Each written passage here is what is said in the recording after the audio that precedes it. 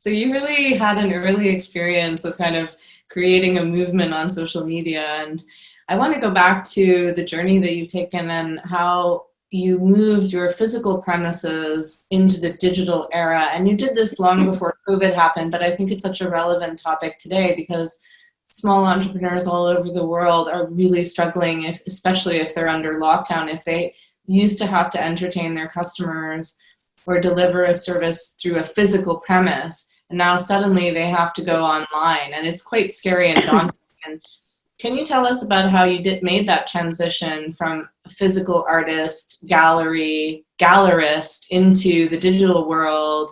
What were the challenges? What did you learn? And can you share some of your top tips with us for all the entrepreneurs who will be watching, trying to struggle with how do I go onto Facebook? How do I get onto Google? What do I do? Yeah, I think it's always difficult to start something new. It's always daunting.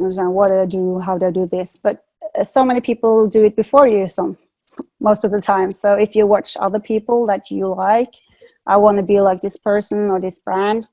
And what I think that my top tips for having a good digital presence is photographs, good photographs. So learn to take good photographs or use a photographer, because digital media is so visual. People respond to like shape and color and bold visual messages.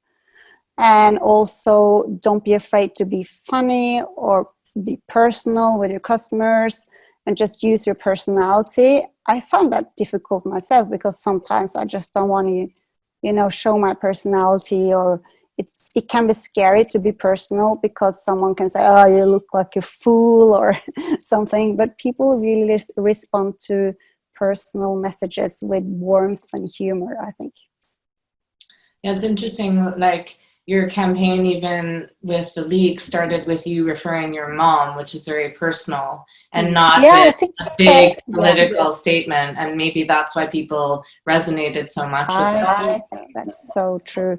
And also, if you find something close to people, something they see every day, they can relate to it. It's easier if it's close to people. So like your mom. Mom is always good. Is good. And leaks too. Who knew that? Leak and moms. The common leak. Yeah. And a good photo. A good photo. She took a really good photo. The idea of imagery to show also a clear and simple story very easily, in a way that's very easy for people to understand, which is where that leak comparison is so interesting, because you have the really overpackaged leak and then you have the natural leak.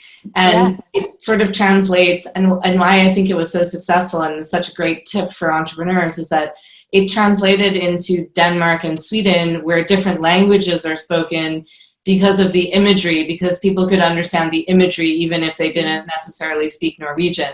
And this is where small entrepreneurs can hit much above their weight if they're clever about the imagery they use.